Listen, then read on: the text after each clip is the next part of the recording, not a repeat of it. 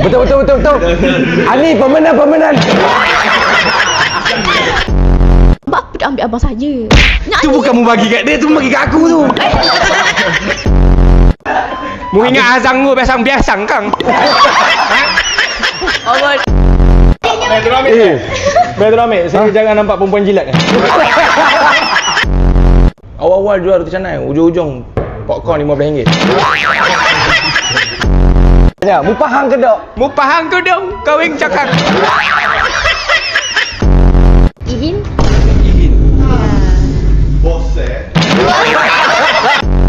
Menggunakan agama. Aku tak boleh jadi gini ni Pak. Kesilapan Abel ambil Irfan. Hei. Ini saya lah.